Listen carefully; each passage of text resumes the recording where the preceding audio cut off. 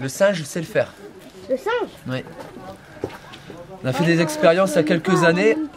On s'est aperçu qu'un singe avait mangé des baies, des fruits, qui lui avaient donné un transit assez rapide, on va dire. Et ça le gênait, donc il avait mal. De lui-même, il a été chercher des herbes, donc que les hommes savaient soigner, hein, ça. Il les a utilisées pendant quelques jours, pas plus. Pendant 2-3 jours, il les a utilisées et terminé. Et il les a pas utilisées plus. Il y a plein de choses comme ça que les singes font comme les hommes. Bah moi j'avais vu. Une fois, il y avait un singe, bah, il était peintre, il était artiste, c'était une star, tout le monde l'aimait. Les singes ont beaucoup plus de mémoire que nous déjà. Enfin, c'est pas ça, c'est qu'ils utilisent une plus grosse partie de leur cerveau. Ils sont plus âgés. Ouais. Parce que moi j'ai regardé un film, le singe il faisait tout à la place des parents.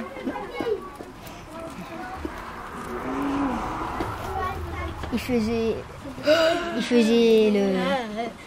Ophélie t'observe. Bonjour. Il faisait le ménage. Le ménage, t'es sûr? La vaisselle. Ouais, la vaisselle, peut-être. Enfin, je crois. Hein. On sait que les singes aujourd'hui, enfin certains singes comme une espèce de singe qu'on appelle les bonobos sont capables de retoucher des outils en silex. Les babouins. J'aime pas les babouins. Alors l'avantage du soufre qu'il y avait sur la pierre, c'est que tout de suite on va monter en très haut en température. Le problème c'est cette fumée. C'est du soufre, c'est dangereux.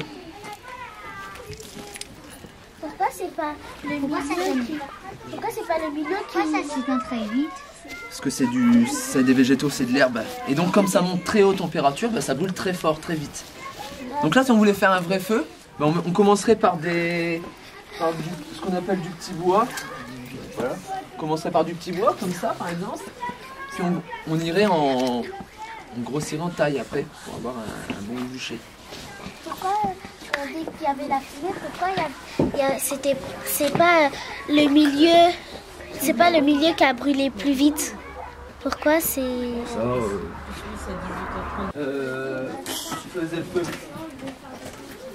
Comment est-ce que tu as aimé cette interprétation? Tu as aimé? Le briquet gaulois se présente sous cette forme-là. Ça c'est le briquet. C'est un morceau de fer. Et on va le tremper dans l'eau pour durcir le bout, pour éviter qu'il casse. On a toujours besoin d'un silex. Et on va venir frotter. Non, c'est pas des flammes, ce sont des étincelles. Bah, elles sont plus grandes, mais vous voyez, elles sont jaunes. Elles sont moins chaudes, légèrement moins chaudes. Pourquoi? Vous vous souvenez ce qu'il y a dans cette pierre-là? Oui. Du fer Et du métal. du soufre. Et là, Du métal. bah, que du fer. Il manque le soufre. Le soufre, là, il va réchauffer l'étincelle. Donc là, il manque le soufre. Donc le champignon, parce qu'on utilise toujours le champignon qu'on va mettre au-dessus, il faut déjà qu'il soit carbonisé. C'est-à-dire qu'il faut déjà qu'il soit grillé avant. Sinon, il va avoir du mal. Ce silex, donc ce sont les Gaulois ce briquet, pardon, ce sont les Gaulois qui l'inventent. Et les Gaulois, chez nous, c'est environ, ils arrivent 800 ans avant Jésus-Christ.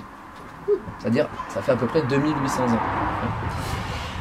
Et ce briquet, on va l'utiliser jusque dans les années 40, 50, 1940, 1950. C'est-à-dire qu'on va l'utiliser quand même pendant plus de 2500 ans. Ouais. On retrouve ce geste-là, en fait. On retrouve ça dans une chanson que vous connaissez tous, j'espère. C'est Au clair de la lune. Oh, vous allez me la faire? Vous allez me faire Au clair de la lune? Oui. Allez, on se fait Au clair de la lune. Prête-moi ta plume pour écrire un mot. Ma chambre elle est morte, je n'ai plus de feu. Ouvre-moi la porte pour l'amour de Dieu. Ça c'est le premier couplet. Et le deuxième, vous le connaissez? Oui. Au clair de la lune, Jésus répondit, je n'ai pas de plume, je suis dans mon lit. Va chez la voisine, je crois qu'elle y est.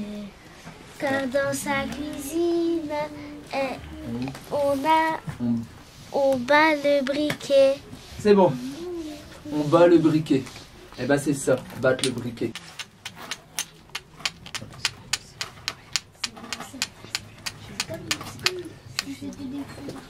Ouais, c'est un peu pareil. Donc là en fait c'est le silex. Comme le silex est... Il est comment le silex, vous m'avez dit? Il est très... Dur. Coupant. Le silex vient gratter des morceaux de fer. Et ce sont ces petites poussières de fer qui font ces étincelles. Alors là, avant de vous laisser repartir, je vais vous faire passer un silex, non, une marque à cite et un silex. Et vous allez essayer de fabriquer des étincelles. D'accord?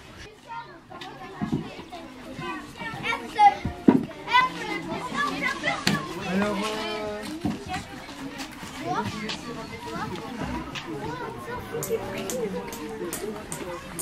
Tu sais qu'à la fin des Gaulois, on écoute un petit peu. Il y a monsieur qui va vous raccompagner. Vous allez repartir manger. Vous allez vous laver les mains, aller aux toilettes, ça va être le moment. Et je ne veux pas voir des gens courir dans tous les sens. Parce que là, il y a d'autres groupes qui sont là. Alors vous suivez bien, monsieur. Et puis on se retrouve. voilà. Alors à votre avis, ça vous paraît plutôt facile ou plutôt dur de faire le feu? Bah, c'est pas que c'est dur, mais bon, quand même. Donc une fois le feu, une fois qu'on l'a, qu'est-ce qu'on essaie de faire? On va essayer de le garder, de le conserver. Et si on peut réussir à le transporter, c'est tout aussi bien.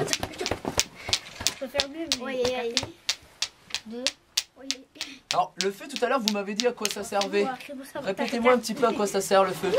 Ça sert Alors, à cuire. à faire cuire la viande. Quand il y a une personne qui se perd et il voit le feu. À se repérer. Ensuite, à faire de la lumière. À se réchauffer. À se réchauffer.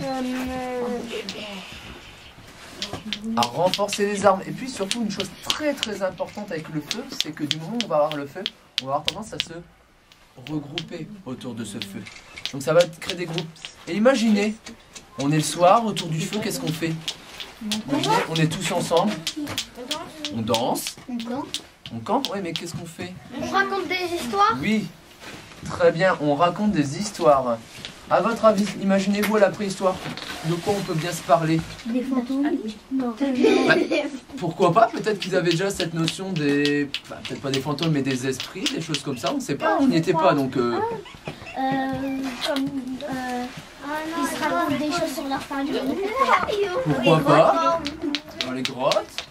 De quoi on peut parler? Il y a par exemple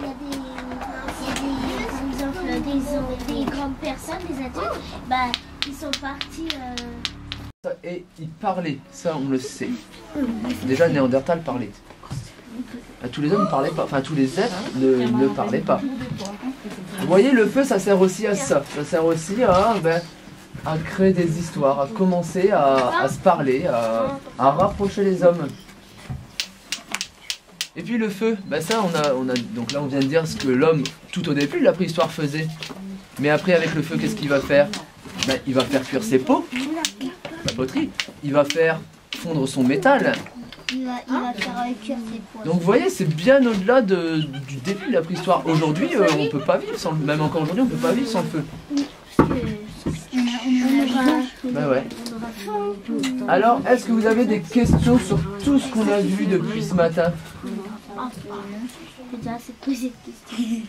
C'est bien, tu as tout à fait raison de poser des questions.